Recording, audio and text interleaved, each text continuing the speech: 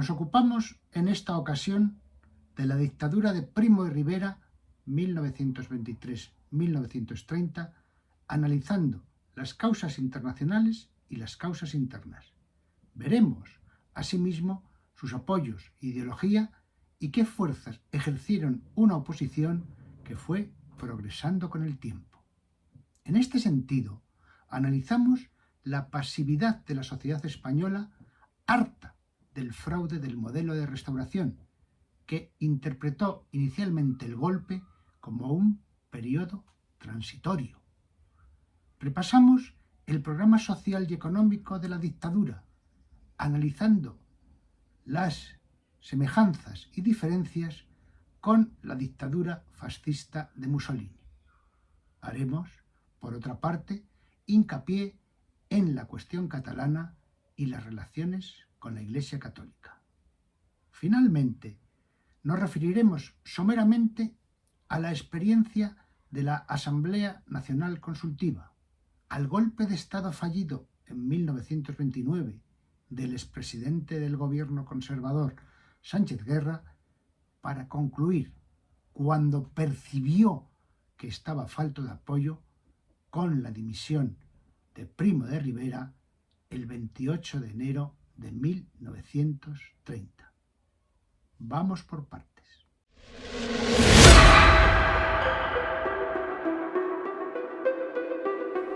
Para hablar de la dictadura de Miguel Primo de Rivera, tenemos que partir de la situación de agotamiento, desidia y pasividad ciudadana que había provocado el régimen de la Restauración. Vamos a visionar un vídeo, un resumen de poco más de 5 minutos, que corresponde a la serie Memoria de España de Radio y Televisión Española, que ha sido seleccionado por la profesora de Geografía e Historia Guiomar. Recordemos los datos biográficos fundamentales antes de ver el vídeo. Miguel Primo de Rivera y Orbaneja nació en Jerez de la Frontera el 8 de enero de 1870 y falleció en París el 16 de marzo de 1930. Es el militar español que gobernó el país entre 1923 y 1930 tras encabezar el 13 de septiembre de 1923 un golpe de Estado que contaba con el visto bueno del propio monarca, Alfonso XIII. Nada más tomar el poder, dejó en suspenso la Constitución de 1876 e instauró una dictadura que en una primera fase, hasta 1925, adoptó la forma de un directorio militar y después, hasta 1930, de un directorio civil, ambos presididos por él mismo. Veamos el vídeo.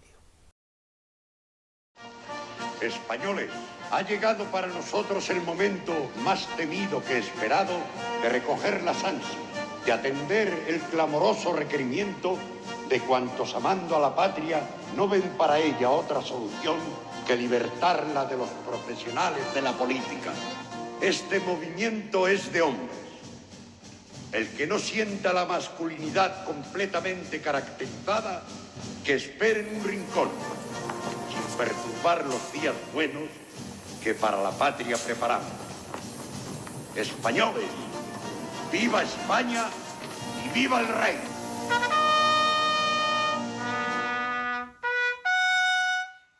Con la lectura de este manifiesto, el 13 de septiembre de 1923, el capitán general de Cataluña, Miguel Primo de Rivera, da un golpe de Estado que triunfa sin apenas oposición ante la indiferencia de la mayoría de los españoles.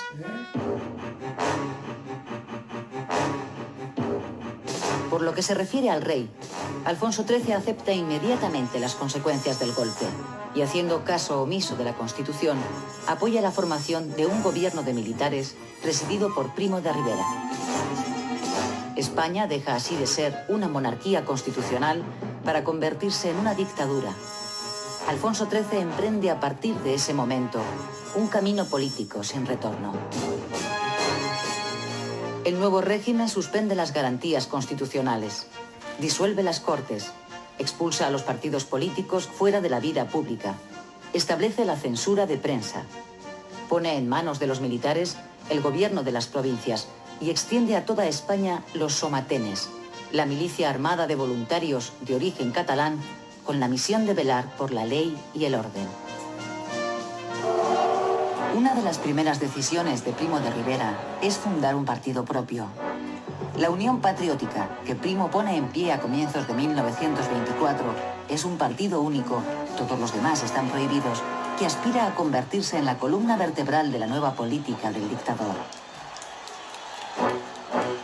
Dentro de lo que bautiza como programa regeneracionista, Primo de Rivera emprende la reforma de la administración y, tras declarar la guerra al caciquismo, disuelve todos los ayuntamientos y diputaciones que, a partir de ese momento, pasan a depender de la autoridad militar correspondiente. 8 de septiembre de 1925, puerto de Ceuta. El general Primo de Rivera acaba de embarcar en el buque insignia de la Armada, el acorazado Alfonso XIII. Desde allí va a dirigir una nueva y decisiva intervención militar en Marruecos, el desembarco en la bahía de Alhucemas. En esta ocasión se trata de una operación militar conjunta hispano-francesa. El líder rifeño Abdelkrim ha extendido la guerrilla al protectorado francés, lo cual ha favorecido el acuerdo entre España y Francia para acabar con la insurrección rifeña. El éxito del desembarco es total. Las tropas aliadas trituran a la resistencia rifeña en la bahía de Alhucemas en cuestión de horas.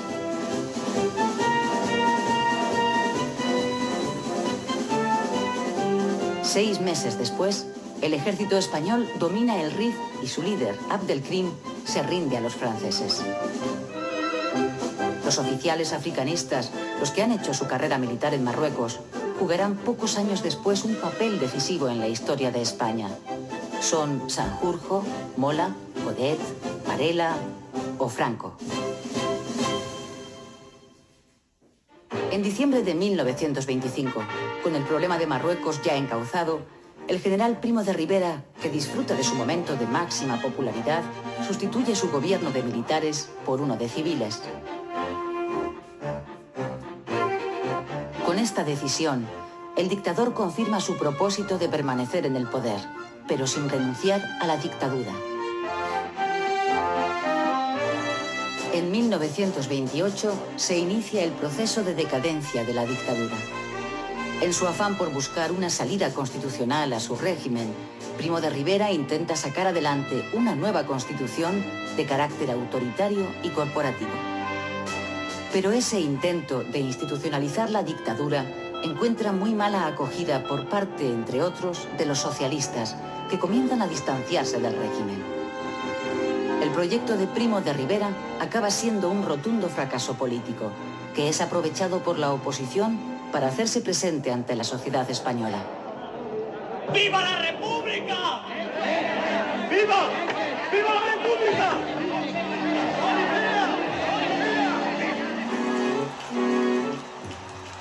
27 de enero de 1930.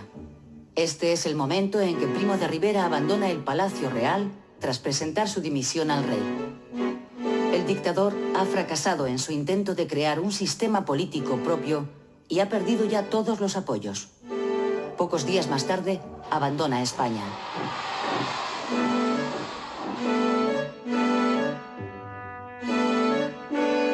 Con el prestigio de la monarquía profundamente deteriorado a causa de su complicidad con la dictadura, Alfonso XIII tiene ante sí una ardua tarea: tutelar el primer intento de transición política a la democracia. Esquema de la dictadura de Primo de Rivera. ¿Cómo y por qué se fraguó? Tenemos por una parte causas internacionales, por una parte la parte conservadora, la sociedad española industrial, financiera, tenía un tremendo miedo al contagio de la Revolución Rusa. Por otra, estaba en boga el modelo del régimen de Mussolini en Italia, un régimen fascista, que se había iniciado con una marcha sobre Roma en octubre de 1922. Como causas internas están muy presentes, las hemos comentado en la última sesión, la crisis de 1917 y la alta conflictividad social desde 1919. Desde 1919 se habían sucedido 9 gobiernos. El último, el liberal de García Prieto, había iniciado una deriva democratizadora que molestaba, no gustaba, a la que se oponían los conservadores. ¿Qué apoyos tuvo la dictadura? En primer lugar, de los militares africanistas. En segundo, de la Iglesia, de la aristocracia, de la prensa conservadora y dentro de la industria el sector dependiente del proteccionismo, de que se pusieran aranceles para favorecer la producción propia y evitar las importaciones.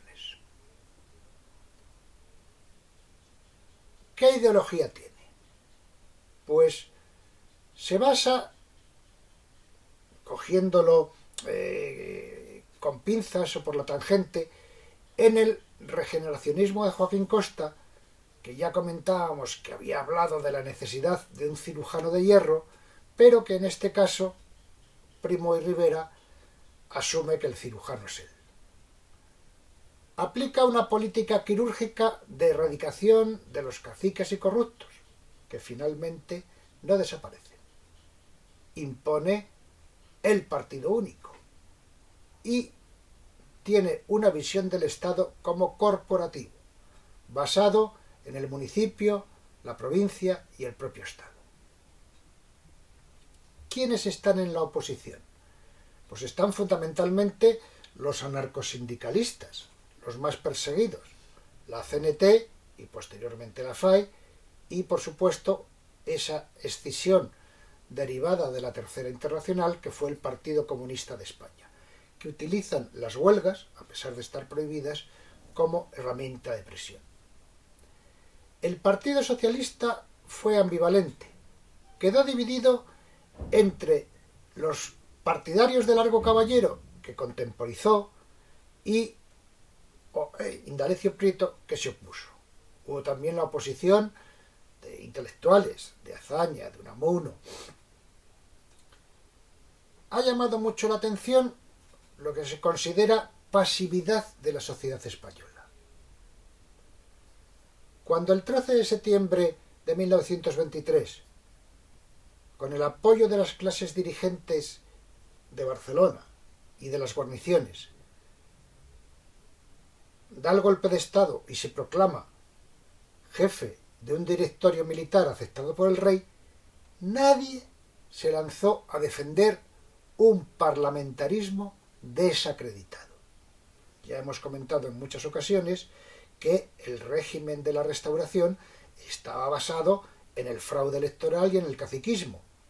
Eso no tiene sentido que supusiera ningún aprecio por parte de la sociedad por mantenerlo. Además, el que se acabara con ese régimen corrupto estaba sustentado porque se creía que una iniciativa de pronunciamiento iba a ser relativamente provisional e iba a dar paso a una nueva forma o una nueva constitución que regenerara la sociedad española. La visión de Gerald Brennan sobre el dictador. Ya hemos traído a estas sesiones en varias ocasiones los puntos de vista de este historiador británico que en su libro El laberinto español hace, desde mi punto de vista, un excelente análisis de la situación de España previa a la Guerra Civil, lo que incluye la dictadura de Primo de Rivera, que por su posición exterior a lo que podemos pensar o valorar los españoles, son juicios que me parecen acertados. Señala Gerald Brennan que las causas del éxito inicial del dictador Primo de Rivera y su subsiguiente fracaso fueron principalmente económicas, pues su periodo de auge coincidió con el boom mundial, precios altos, dinero barato y mercados en expansión, y su prematura decadencia se debió al exceso de gastos en obras públicas y al incompetente manejo de Calvo Sotelo como ministro de Hacienda. La dictadura, añade Brennan, llegó con el beneplácito de casi todo el mundo porque venía a terminar con el viejo régimen corrompido y se creyó que sería una fase transitoria que conduciría a la convocatoria de unas Cortes Constituyentes, como acabábamos de comentar. Primo de Rivera repitió esa promesa una y otra vez, pero no la cumplió. La opinión pública empezó a cambiar al mismo tiempo que las crecientes injerencias contra las libertades y la carencia de una ley que no fuera capricho del dictador hartó a la gente. El hecho más afortunado de la dictadura fue la pacificación de Marruecos. Si Primo de Rivera se hubiera retirado en 1925, tras haber terminado esa guerra, habría pasado a la historia como uno de los salvadores de España. Su partido único, la Unión Patriótica, fue fundado a imitación del partido fascista italiano, y fue un fracaso. No atrajo a la clase media. Los sindicatos libres, creados por el dictador, fueron continuadores de los creados por la patronal catalana en 1919. Gozaron de un crecimiento efímero y en ningún momento aportaron un apoyo al régimen que valiera la pena. Los aciertos de Primo de Rivera fueron la regulación de las condiciones de trabajo y su plan de obras públicas, carreteras, pantanos, paradores, que disminuyeron el paro. Primo de Rivera llegó a aliarse con los socialistas. Llamó a Largo Caballero, secretario de la UGT, y le invitó a colaborar con el régimen. El único partido tolerado, aunque no legalizado, fue el socialista. Lo consideraba un medio para reducir el anarcosindicalismo. Por otra parte, las hostilidades de los liberales y los intelectuales la combatió poniéndose en manos de la Iglesia. Su represión del catalanismo fue particularmente dura, a pesar de haber sido aupado por elementos de la Lliga aterrados ante el avance anarcosindicalista. Este es el resumen que nos hace Brennan y que creo que junto con el vídeo que nos hemos visto nos sitúa muy adecuadamente ante la situación. Programa social y económico de la dictadura. Siguiendo la moda italiana, explica Vilar, se anunció la supresión de la lucha de clases. Se establecieron los comités paritarios obligatorios, a cuyas decisiones debían ajustarse los jornales, y se entró en contacto con Largo Caballero, UGT-PSOE, y se reglamentó el trabajo nocturno de las mujeres. Pero los obreros no dejaron de notar que los salarios no seguían la curva de prosperidad de la patronal ostentosa y que la huelga había sido prohibida. Algo más grave fue el descuido que tuvo el problema agrario. Se colocaron 4.000 colonos en 20.000 hectáreas, con 2 millones de créditos, lo que resultó insuficiente, dadas las dimensiones y extensión de la cuestión del campo. Se ilegaliza la CNT. Los anarquistas, radicalizados, fundan en 1927 la Federación Anarquista Ibérica, FAI. Por otra parte, se aplican sanciones contra intelectuales como Unamuno, desterrado en Canarias, Luis Jiménez de Asua, Fernández de los Ríos. El PSOE y UGT accedieron a que Largo Caballero formara parte del Consejo de Estado, lo que formalizó su apoyo a la dictadura. En el plan de obras públicas, las carreteras construidas por gobiernos anteriores fueron alquinatradas y se dejaron en condiciones de servir a la circulación de automóviles. Se trazaron otras nuevas y, al mismo tiempo, se emprendieron planes de centrales eléctricas y de riegos. Una red admirable de paradores, construida por el Estado, incitaba al turismo en varias provincias. Se restauraron monumentos antiguos. Se inauguraron las exposiciones universales de Barcelona y Sevilla, de un lujo desproporcionado con los recursos del país. Gastos tan excesivos crearon una falsa sensación de prosperidad, elevando la deuda pública de 15.000 a 20.000 millones de pesetas en el momento en el que todos los estados resultaron arrollados por la crisis económica mundial de 1929. La cotización de la peseta bajó de 33 a 47 con relación a la libra esterlina. No se había descendido a un nivel tan bajo desde hacía medio siglo. Madrid se vio lleno de aventureros, entre los cuales el más famoso era Juan March, multimillonario que había amasado su fortuna durante la Primera Guerra Mundial abasteciendo a los submarinos alemanes. También se produjo un escándalo en el que se vio envuelta la familia real con la construcción del ferrocarril Santander-Mediterráneo. Diferencias y semejanzas entre Benito Mussolini y Miguel Primo de Rivera. Recoge Sánchez Collantes que los perfiles de Mussolini y Primo de Rivera difieren bastante. Por lo pronto, en su extracción social. El primero era hijo de una maestra y un herrero, mientras que el segundo perteneció a una saga de militares de fuste aristocrático con grandes posesiones en Andalucía.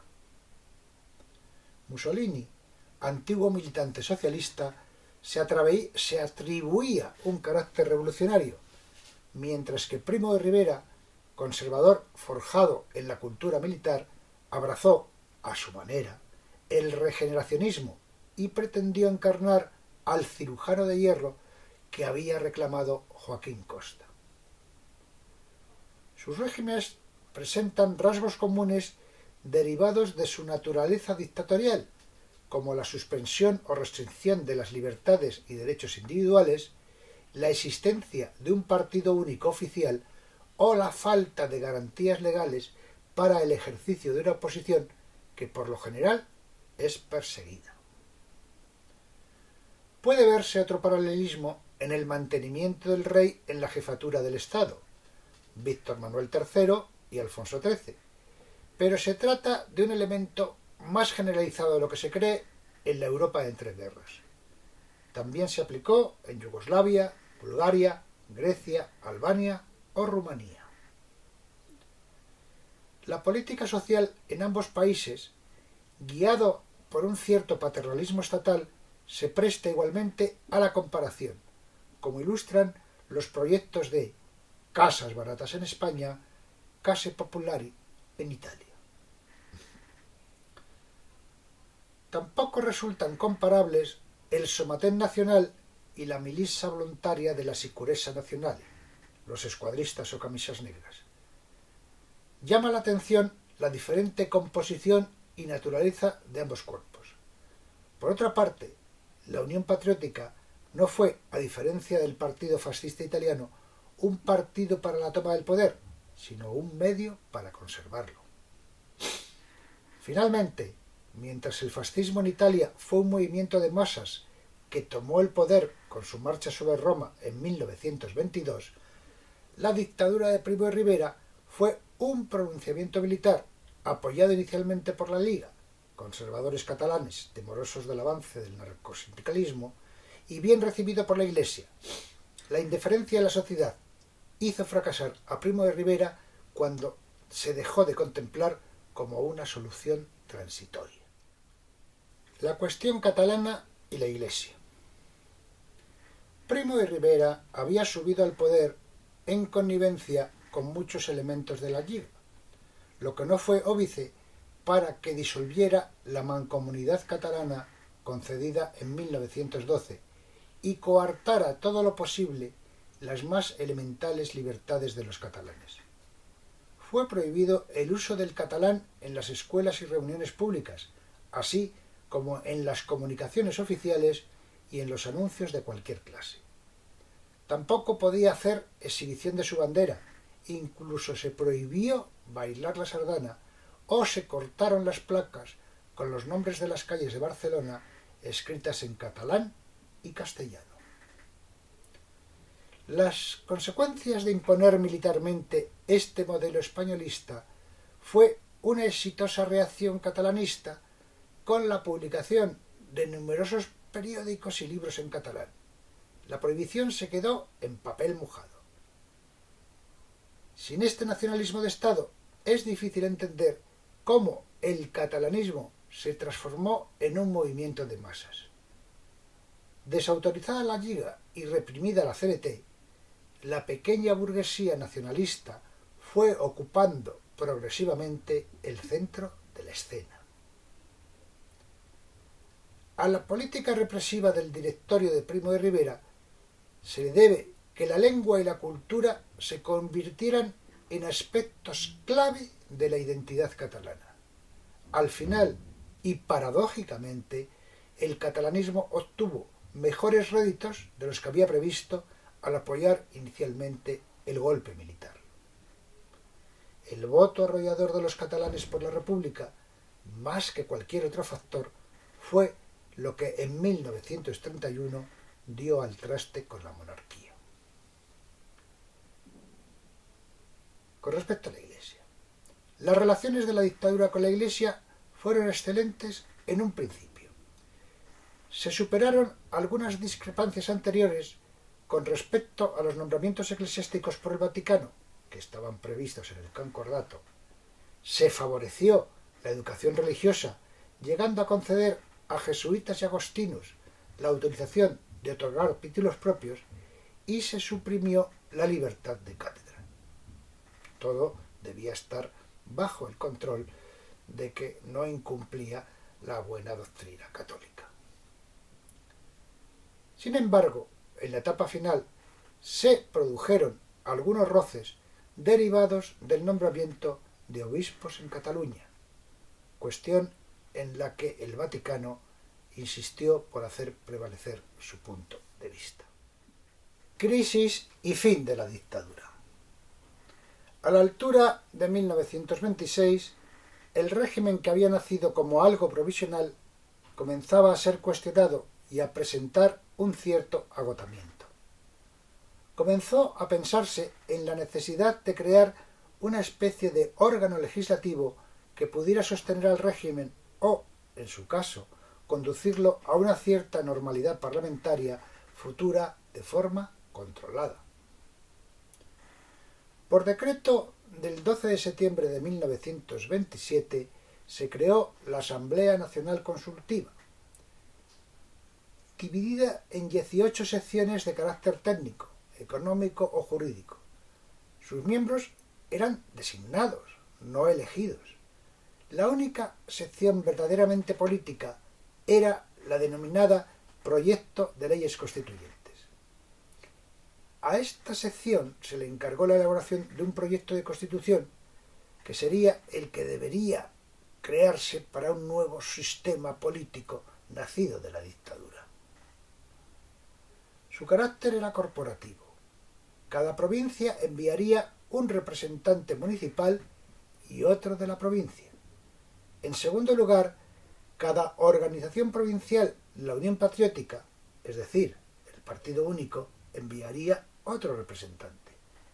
Finalmente, había representantes del Estado. Otros lo eran por derecho propio. Y por fin, existirían representantes de distintas actividades. En los congresos de la UGT y el PSOE de 1927 se ratificó la negativa a participar. No obstante, el gobierno nombró representantes socialistas para la asamblea. Desde el principio, dicha asamblea fue un fracaso. El proyecto de constitución no agradó ni al propio Primo de Rivera. A partir de la constitución de la asamblea, la oposición militar comenzó a coordinarse con la oposición política, liberales, conservadores y nacionalistas catalanes. Tras algunos intentos propios, en enero de 1929, Sánchez Guerra, que había sido presidente de un gobierno conservador en 1922, protagonizó un intento de golpe de Estado fallido, con el apoyo de los militares de la Capitanía General de Valencia. El golpista fue encarcelado en un barco prisión, pero, caído Primo de Rivera en 1931, Alfonso XIII le ofreció presidir un gobierno que finalmente no llegó a cuajar.